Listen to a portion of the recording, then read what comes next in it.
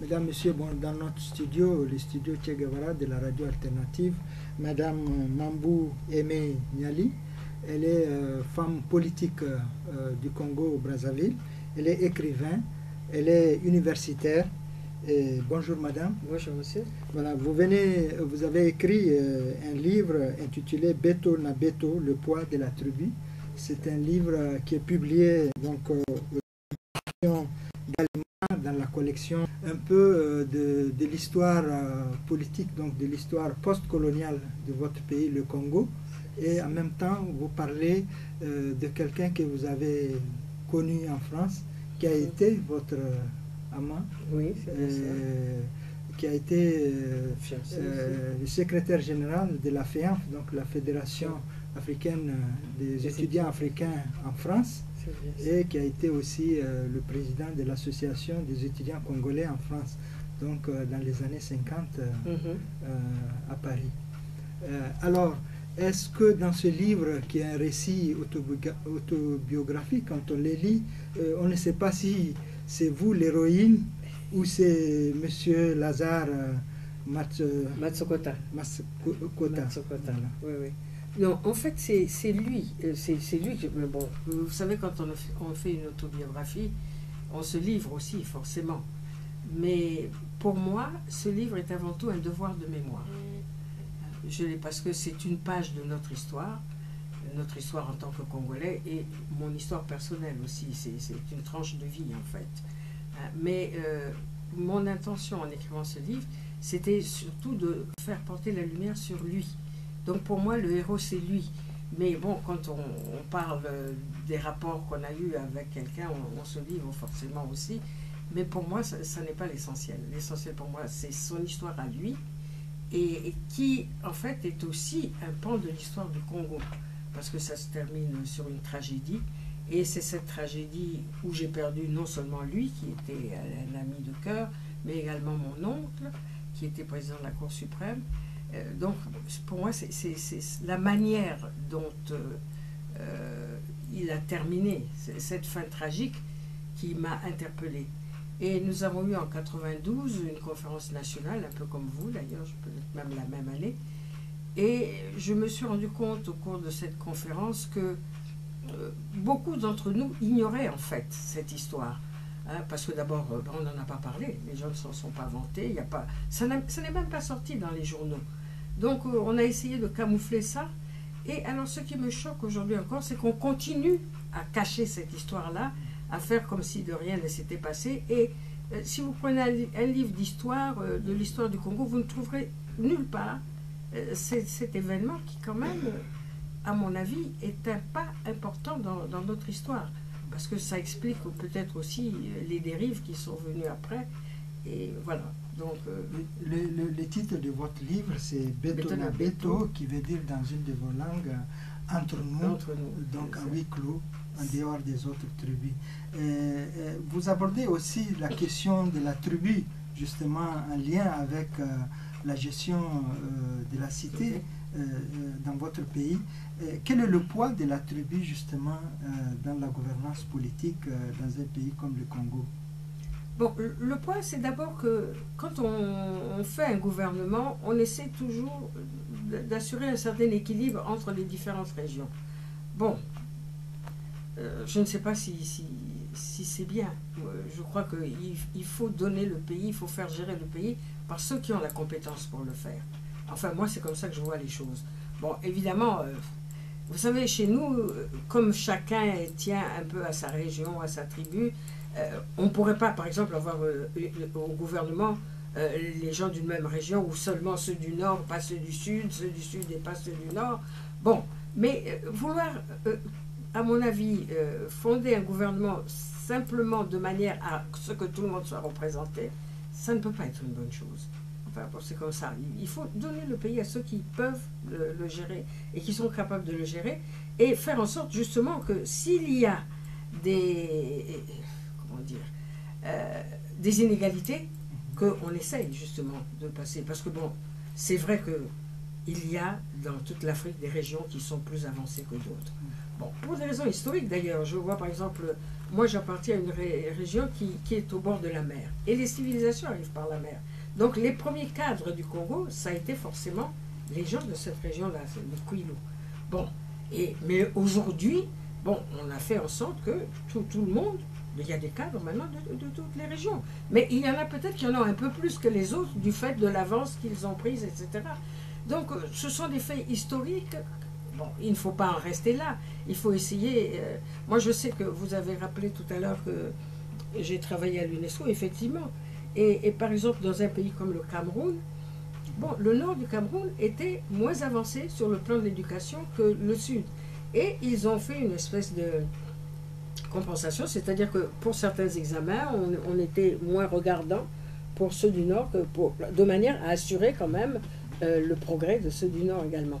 Bon, c'est une politique comme celle-là qu'il faut mettre en avant, pour que les gens qui sont un peu plus en arrière ne restent pas en arrière. Mais on ne peut pas, sous prétexte que, bon, il n'y a pas égalité, vouloir à tout prix l'égalité et nommer des gens simplement parce qu'ils sont d'une tribu qui n'est pas représentée. Enfin, en fait, la tribu traverse aussi la gouvernance, comme vous l'avez expliqué ici, oui, malheureusement, politique dans votre pays, oui, le Congo, et certainement dans d'autres pays en Afrique. Mais en même temps, vous montrez aussi que cette tribu, ce tribalisme primaire, traverse aussi les relations amoureuses entre des jeunes comme vous et un peu moins maintenant, un peu moins. Lazare. Non, beaucoup moins maintenant, heureusement, par exemple, parce qu'il y a justement un plus grand brassage. Par exemple, du temps où nous, on faisait nos études en France, il y avait très peu de filles.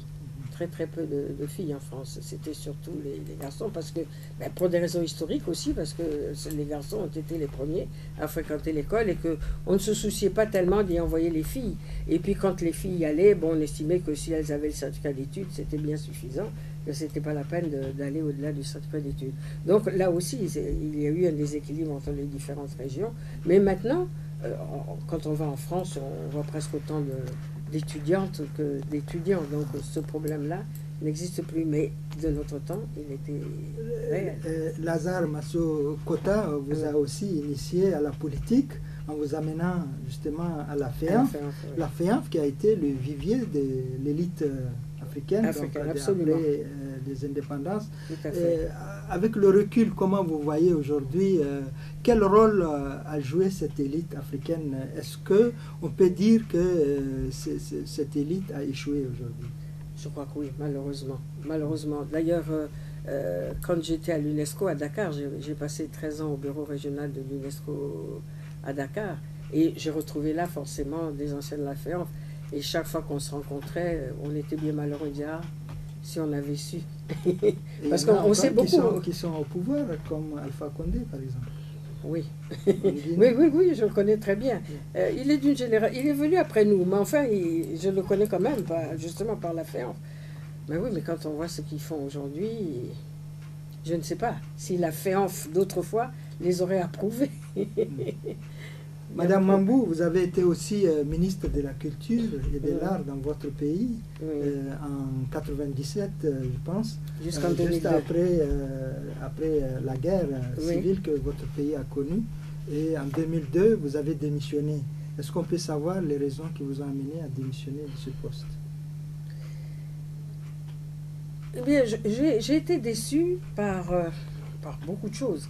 Mais surtout, je crois que lorsqu'on est dans un gouvernement, il faut avoir le souci du pays et des populations. Et j'ai trouvé que nous ne nous préoccupions pas suffisamment de cela. Enfin, bon, on ne sait pas pour quelles raisons les gens acceptent de venir. Moi, j'ai accepté de faire partie de ce gouvernement parce que, d'abord, c'était après la guerre. Et le président Sassou m'avait dit, bon, il faut reconstruire Brazzaville, il y a du travail, et j'ai besoin d'hommes et de femmes comme vous qui ont des capacités, qui peuvent m'aider. Mais une fois installé au gouvernement, je n'ai pas retrouvé cet esprit-là. Et j'ai estimé que je n'avais plus rien à y faire. Moi, j'étais allé effectivement pour reconstruire, pour créer quelque chose, pour construire, Et je n'ai pas retrouvé cette ambiance au gouvernement. Et madame, vous avez été députée, vous avez été adjointe du maire de Pointe-Noire, et vous êtes aujourd'hui secrétaire général, je pense, du Parti pour l'alternance démocratique. Alors comment se porte la démocratie congolaise aujourd'hui? Très mal, très mal, très mal. Très mal parce que, bon, d'abord, vous savez comment sont les pays africains. Je crois qu'il y a un déficit de démocratie dans chacun de nos pays. Bon, enfin, chacun essaie d'y parvenir comme il peut. Et moi, ce qui me déçoit le plus au Congo, ce n'est pas tant la gouvernance que les gouvernés, si vous voulez. J'ai connu quelqu'un qui avait coutume de dire « on n'a que le gouvernement qu'on mérite ». Ça me choquait. C'est quelqu'un qui n'est pas du tout du même bord que moi. C'était un ministre de l'Issouba qui disait ça. On n'a que le gouvernement qu'on mérite. C'était un peu cynique de sa part parce qu'il savait pourquoi il disait ça. Mais aujourd'hui, je lui donne raison. Effectivement, on n'a que le gouvernement qu'on mérite. Je crois que c'est au peuple aussi de se battre et d'exiger certains comportements de la part du gouvernement, d'exiger certaines réformes, etc. Et à mon avis, il n'y a pas ça dans la plupart des pays africains. On ne sent pas suffisamment la pression populaire. Bon, il y a des raisons à cela, parce que la plupart de nos gouvernements, il faut bien le dire, sont des dictatures. On ne peut pas faire ce qu'on veut. Dans la plupart des pays africains, on ne fait pas ce qu'on veut. On ne nous laisse pas faire ce qu'on veut. Mais nous ne nous battons pas non plus pour faire ce que nous pensons qu'il devrait être fait. Dans votre livre, pour revenir justement sur les livres, vous relatez aussi l'enlèvement de votre oncle en février 1965, oui, dans la même qui a nuit. été assassiné, tout comme M. Lazare. Et on ne sait pas pourquoi. Massaokota. Est-ce que jusqu'à aujourd'hui, comme vous le dites, il n'y a pas eu la lumière là-dessus? Pas du tout. Qu'est-ce qui s'est passé au juste? Qui a tué Massaokota et on le soupçonne. En fait, je crois que la plupart des Congolais savent qui c'est. Mais ça n'a jamais été dit. Bon, il y a des gens à la conférence nationale qui ont avoué, qui ont dit, oui, c'est nous. Nous étions là, M. Komdalagra, je le cite, puisqu'il l'a reconnu lui-même publiquement. Il était avec eux, il dit, c'est nous qui l'avons fait. Nous avons cru bien faire parce que nous estimions qu'il menaçait la révolution. Bon. Mais c'est tout. Massaokota était juge. Il était procureur et mon oncle était président de la Cour suprême. De la Cour suprême. Donc, vous voyez, c'est quand même... C'est la justice, en fait, qui a été décapitée. Oui, voilà. Okay. Et ça prouve que, quelque part, il gênait. Okay. Vous avez fait aussi une carrière internationale. Vous avez fait 20 ans à l'UNESCO, si je ne me trompe. Oui. Et vous avez surtout vous occupez des réformes de l'éducation en Afrique. Alors aujourd'hui, on voit un peu partout dans nos pays que l'école publique ne fonctionne pas bien. Selon vous, est-ce que les réformes ont échoué? Qu'est-ce qui fait, elles ont échoué. Qu'est-ce qui fait que l'école aujourd'hui ne marche pas, ne fonctionne pas? Quand j'ai été recrutée à l'UNESCO, c'était je suis rentrée à l'UNESCO en octobre 71. Bon. Et à cette époque-là, c'était une époque de réforme. Quand je suis arrivée à l'UNESCO, on travaillait à la réforme des enseignements primaires et même autres. D'ailleurs, en fait, je suis venue à l'UNESCO par l'École normale supérieure d'Afrique centrale, qui était un projet de l'UNESCO, où on formait des professeurs de CEG à partir d'instituteurs. Comme on n'avait pas beaucoup de cadres, on prenait les anciens instituteurs, on leur faisait passer un examen, et puis on les formait pour être professeurs du secondaire, du premier cycle, hein, de la 6e à la 3e. Et c'était intéressant parce que ça nous a permis justement d'avoir des professeurs qui puissent former les élèves. Bon, c'était très sérieux, c'était très bien. Bon, mais c'était une formule originale. Hein, c'est pas comme ça qu'on formait les professeurs de CEG jusqu'à ce moment-là. Donc ça nous a permis de gagner du temps. Et on a voulu également adapter l'enseignement primaire aux réalités africaines. Et c'est ainsi qu'on a créé des écoles rurales. Moi, je me rappelle, il y avait une école à Zinder. Je suis venue en tant qu'UNESCO à visiter, enfin voir ce qui se passait à l'école primaire de Zinder, qui était une école à vocation rurale. Bon, ça a duré ce que ça a duré. Et puis après, il y avait des projets justement d'enseignement dans les langues nationales au niveau du primaire qui marchaient très bien. Donc on a amené les élèves jusqu'au certificat d'études avec les enseignants en langue, mais à partir de la 3e ou 4e année, on commençait quand même un petit peu le français. Mais maintenant, il fallait faire la soudure avec l'enseignement secondaire. Et on n'a jamais pu obtenir des gouvernants qui acceptent qu'on continue à étudier les langues au niveau du secondaire. Mais des pays anglophones, par exemple, comme le Kenya, comme la Tanzanie, alors là, ça Nigeria, ça marchait un peu plus. Oui, oui. Là, dans ces pays-là, effectivement, moi, je suis allée au Malawi, j'ai vu des atlas en langue locale, etc., des livres qui servaient. Et bon, je ne sais plus où ça en est, tout ça, si ça continue ou pas. Mais effectivement, il n'y a que dans les pays anglophones, au Nigeria, au Malawi, au Kenya, etc. Là, ça a pris. Alors aujourd'hui, je ne sais pas où est-ce qu'on en est, mais ce que je constate au Congo, en tout cas, c'est que les enfants ne parlent plus aucune langue. Et voilà. Ils ne connaissent pas les langues locales, ou très mal, et ils ne connaissent pas le français non plus. Et alors, ce qu'il y a d'étonnant, c'est qu'ils parlent un français qui est calqué sur les langues locales, alors qu'ils ne parlent pas les financière internationale. Oui, parce que d'ailleurs, c'est ça aussi qui a fait qu'on a arrêté les projets qui étaient en cours, parce que bon, ça coûtait de l'argent. On ne fait pas une réforme sans argent, sans rien. Il y a eu ça, et puis oui. Et même ce qu'on faisait avant, on ne le faisait plus parce qu'on n'avait plus les moyens de le faire. Il fallait payer les professeurs, il fallait payer les instituteurs, et on ne les payait pas assez. D'ailleurs, aujourd'hui, nous, au Congo, on a un déficit terrible d'enseignants. Hein. On a un déficit terrible. Henri Lopez, la raison de votre séjour? Non, je suis venue en visite privée. Je suis venue voir Madame Bembelo, qui est une amie. On s'est connus d'abord à Antony, quand nous étions dans la même cité universitaire. Et nous nous sommes retrouvés au Cameroun. Elle est comme sociologue à la CEA et moi à l'UNESCO. Et on faisait des missions dans le même pays. Et on s'est retrouvés là. Et depuis, je peux dire qu'on ne s'est plus quitté. Alors de temps en temps, je viens. C'est la 3e visite d'ordre personnel que je fais au Niger. Okay. Et comment est-ce que vous êtes un peu intéressé à la politique ici, à ce qui se passe oui, bien sûr, vous savez, quand on a été dans un pays, on se sent un peu partie prenante. Je n'oserais pas dire ce que je pense de là. Mais je constate simplement que c'est les mêmes défauts partout, c'est les mêmes abus partout, c'est un peu la même chose. Évidemment, plus ou moins marqué, avec plus ou moins de succès, plus ou moins de réussite. Mais malheureusement, d'une manière générale, c'est un peu les mêmes défauts qu'on retrouve dans toute l'Afrique.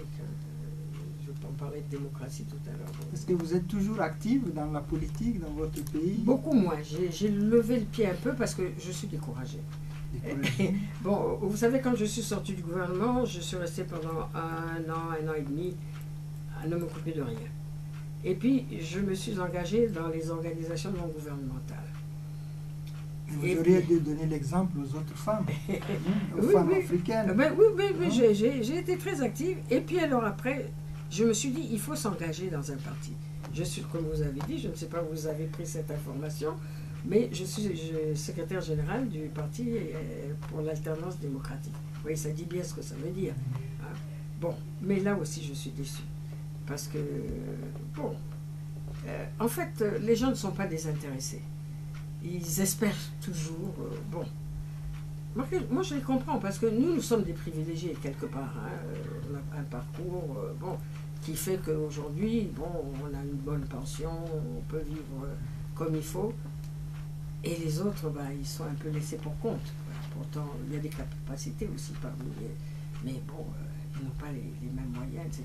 Et les gens, maintenant, ce qui les intéresse, c'est d'améliorer leurs conditions de vie matérielles. Bon. Et alors, ça se fait souvent au détriment de... Merci, Madame Mambo-Aimé Niali.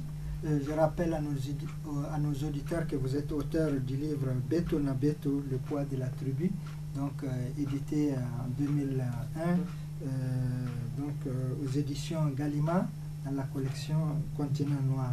Vous êtes ancienne ministre de la culture et de l'art donc au Congo-Brazzaville, votre pays. Vous êtes ancien député. Vous avez aussi été adjointe au maire de Pointe-Noire.